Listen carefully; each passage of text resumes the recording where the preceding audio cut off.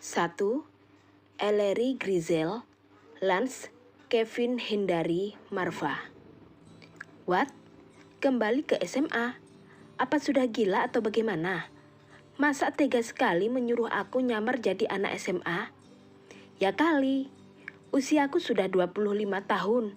Hello, seorang wanita cantik yang berprofesi sebagai CEO sebuah perusahaan konstruksi alat berat kini nampak uring-uringan di ruang kerjanya. Bukan tanpa alasan, gadis matang berusia 25 tahun yang bernama lengkap Ellery Grizel Lance itu mendapat mandat dari sang kakek melalui asistennya bahwa dirinya diminta kembali menjadi anak SMA untuk mendekati seorang laki-laki yang bernama Kevin Hindari Marva. Dia adalah putra mahkota dari saingan bisnisnya. Coba berdiri, pinta asistennya. Nadila Cindy, pandangan matanya memindahi lekuk tubuh Ellery. Apa sih? Protes Ellery. Berdiri, suruh Nadila kembali. Kamu coba dulu seragam SMA yang kubawa. Dari bentuk badanmu yang seperti Barbie hidup, aku rasa memang kamu masih pantas kok jadi anak SMA. Kamu itu kalau dilihat dari bentuk body dan face, tidak terlihat sudah usia 25 tahun. Setidaknya masih bisa menjadi anak-anak SMA kelas 3. Remaja sedang matang-matangnya, ujar Nadila panjang lebar. Ah, Dila, kamu bisa saja. Mana mungkin, aku dan kamu usianya sama.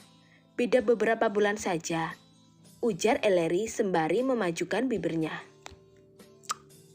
Ya memang sama, tapi aku kan tidak secantik kamu. Jadi tidak percaya diri kalau harus berperan menjadi anak SMA. Nadila menyerahkan paper bag yang berisikan pakaian seragam SMA. Loh, kalau kamu tidak percaya diri menjadi anak SMA lagi, lalu aku menyamar, di sana sama siapa? Tidak mungkin dong sendiri, tugas Ellery. Ya berdua sama aku, tetapi aku sepertinya tidak akan percaya diri, terang Nadila. Cantik itu relatif, Dil. Cantik fisik kalau hatinya tidak cantik untuk apa? Kamu manis kok. Kamu pada versi cantikmu sendiri. Begitupun dengan aku. Aku memiliki cantik versinya aku sendiri. Balas Ellery yang memang tidak pernah menyombongkan kecantikannya. Ya juga ya. Nadila tersenyum optimis. Nadila adalah putri salah satu ART yang bekerja di rumah keluarga Ellery dan sungguh beruntung karena kakeknya Ellery membiayai sekolahnya sampai ke jenjang S2.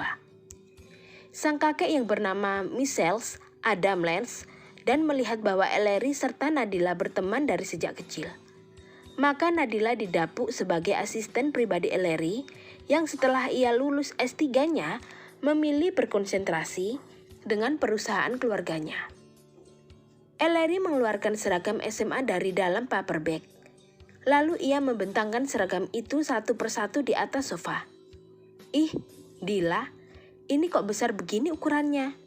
Aku mau yang seksi, protes Ellery.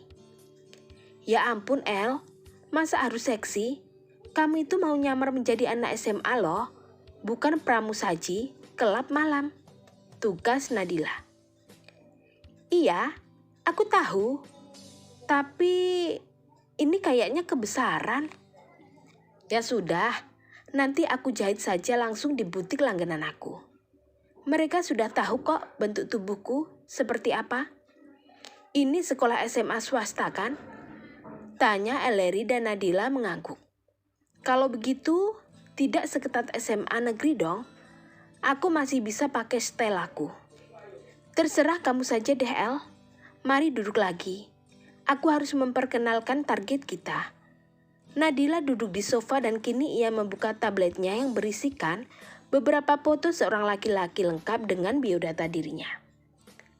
Aku sambil berdiri di sini kamu terangkan saja, ucap Ellery nampak santai berdiri di depan dinding kaca berukuran luas yang menampakkan sebagian kota Jakarta dan ia sepertinya tidak tertarik dengan anak SMA yang akan menjadi calon suaminya itu. Baiklah, dia bernama Kevin Hendari Marva. Usianya menginjak 19 tahun. Siswa abadi di Marlin School. Bad boy tapi bukan playboy. Perokok aktif walaupun tidak ketergantungan. Menurut informasi, dia masih bisa tahan kalau tidak merokok. Ya ampun, Dil. Kok hal seperti itu kamu terangkan juga? Apa pentingnya coba? Protes Ellery. El, kamu simak dulu dong. Aku diperintahkan Opa menjelaskan semuanya sampai ke ukuran kantung ajaibnya. Terang Nadila. What? Kantung ajaib apa sih? Tanya Ellery polos. Ya ampun El, kantung ular kobranya.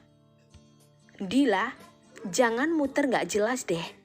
Kantung ajaib kantung ular kobra. Apalagi itu? Ellery berjalan ke arah meja kerjanya dan kini ia duduk di singgasananya. Aduh El, sudah tua kok gak ngerti perkantungan ajaib sih? Dengus Nadila. Ya memang gak ngerti mau apa coba? Tanya Ellery kesal.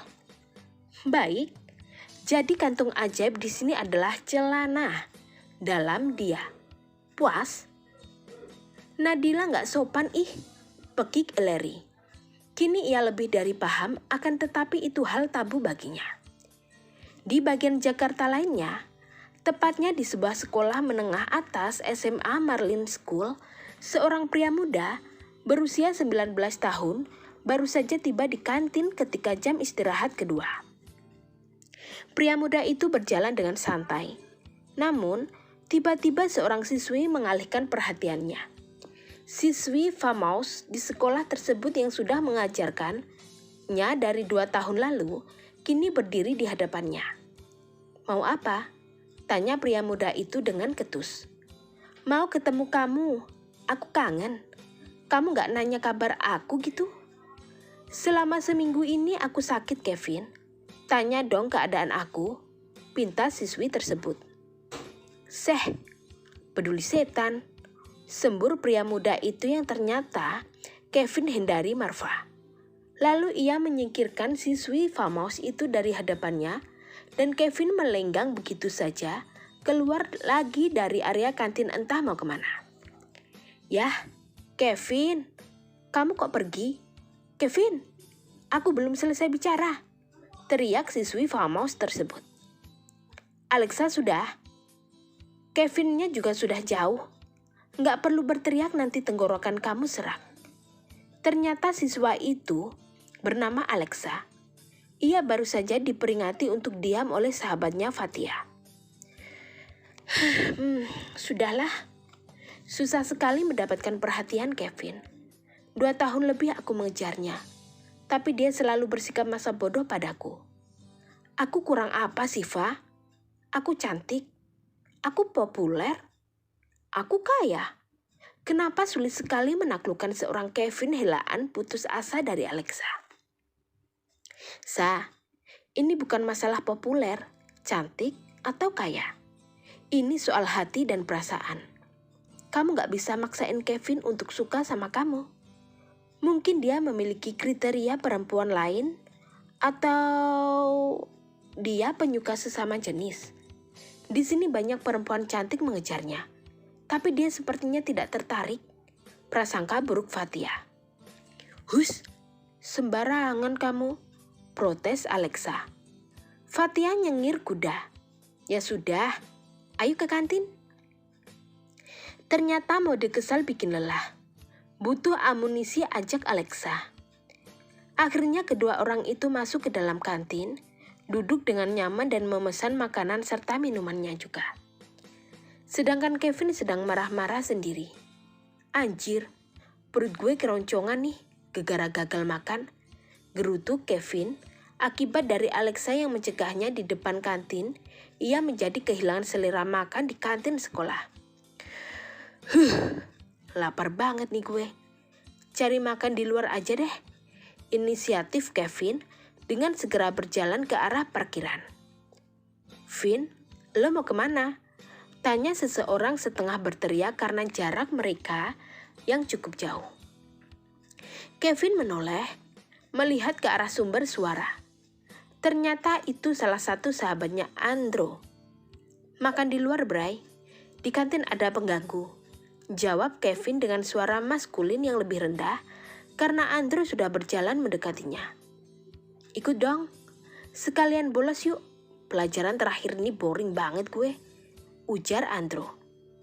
"Ya udah, kalau bolos satu, kita bolos semua. Ajak yang lain juga. Gue tunggu di mobil. Bawain tas gue sekalian," perintah Kevin. "Oke, siap bos," seru Andro kegirangan. Tak berapa lama 6 siswa sudah berada di dalam mobil dan mereka siap meluncur menuju sebuah restoran terdekat. Mereka adalah Kevin dan kelima sahabatnya. Di restoran yang sama, Ellery dan Nadila baru-baru saja tiba di lahan parkir restoran untuk makan siang. Di saat bersamaan tanpa mereka kenali, mobil Kevin berhenti tepat di sebelah mobil Ellery. Sebagaimana biasanya anak-anak sekolah, pasti dimanapun mereka berada akan selalu heboh. Terkecuali Kevin yang turun dari mobil dengan santainya. "Vin, uhui, body goal man, Barbie hidup," tunjuk Degan. Salah satu sahabat Kevin. Ia menunjuk ke arah Ellery yang baru saja melewati mereka dengan berjalan anggun dan nampak sedikit angkuh menuju ke dalam restoran, tanpa peduli dengan gerombolan pelajar tersebut. Kevin hanya menunjukkan smile, walau di dalam hatinya membenarkan hal tersebut. Perempuan yang baru saja melewati mereka memang mirip Barbie dan itu Barbie hidup. "Wow, challenge gengs," seru salah satu lainnya, Gana. "Maksud lo? Kita harus mendapatkan alamatnya, nomor telepon atau hal gila yang lain. Misal menciumnya atau..." tanya Zaret. "Apa yang buat challenge? Tante-tante gitu," celetuk Kevin. Seperti biasanya, kejahilan mereka muncul kala melihat seorang target yang mereka sukai untuk dibuat lelucon, baik itu perempuan cantik ataupun tidak. Akan tetapi mereka selalu memiliki cara untuk sebuah tantangan. "Tante yang aduhai Vin, ayolah, sudah lama nih gak main challenge begini," tukas Ernest, sahabat Kevin lainnya. "Iya Vin, bagaimana kalau kita dapatkan satu kecupan di bibir tante itu?" usul Argi. "Wah, challenge baru nih.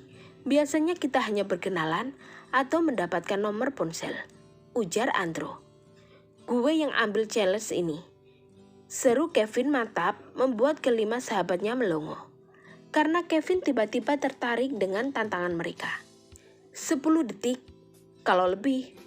Minggu besok healing ke Bandung. Gue yang biayain, ujar Zaret. "Deal," jawab Kevin dengan mengangkat tangannya karena ia sudah meninggalkan kelima sahabatnya untuk masuk ke dalam restoran.